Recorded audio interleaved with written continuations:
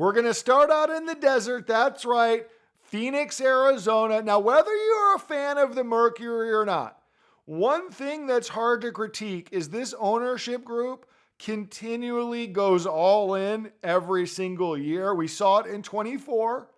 It was supposed to be Diana Taurasi's last season. They went out, they mortgaged the future. They traded a whole mess of picks to get Kalia Copper.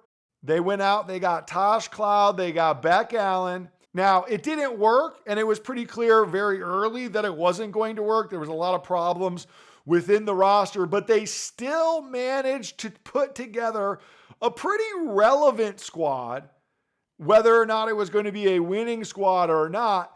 And flash forward to last week, what do?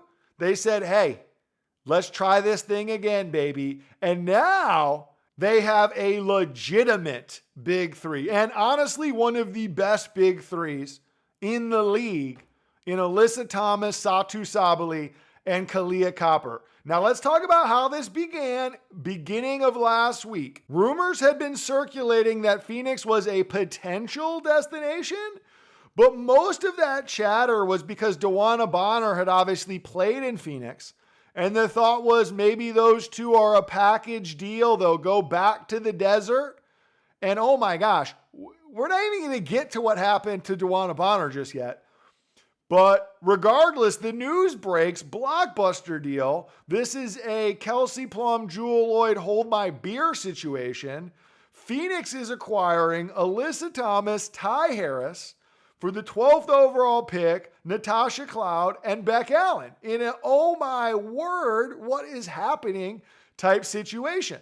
Now, I'm just waiting for the subsequent news feed from one of the many WNBA media members saying DeWanna Bonner has signed a 1-year deal in Phoenix to join Alyssa Thomas and her old Mercury squad.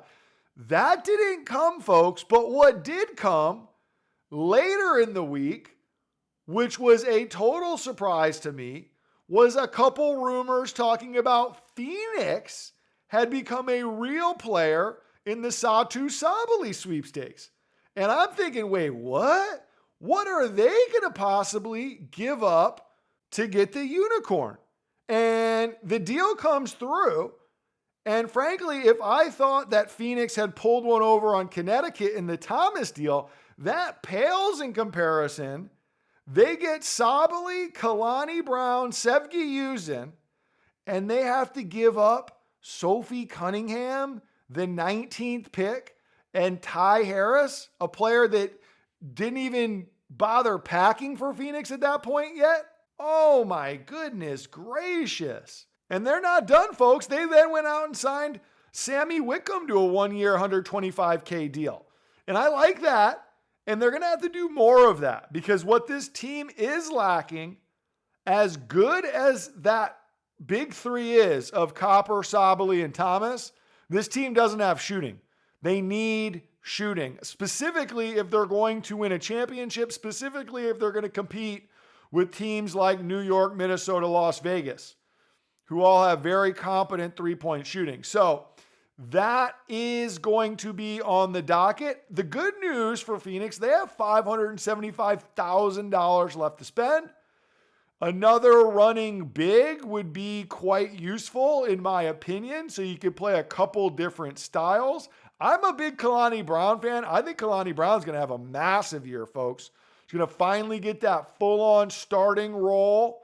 Just an absolute menace in the paint. Going to eat up rebounds, going to eat up putbacks. Going to be a really, really nice four there in Copper, Sabally, Thomas, Brown. We'll see what they can do from the point guard position.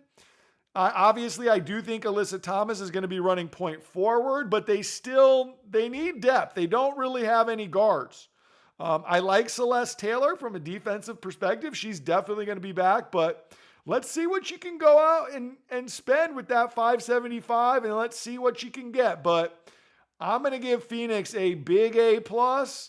We'll see if it works, but I got to give them credit. They're going all in.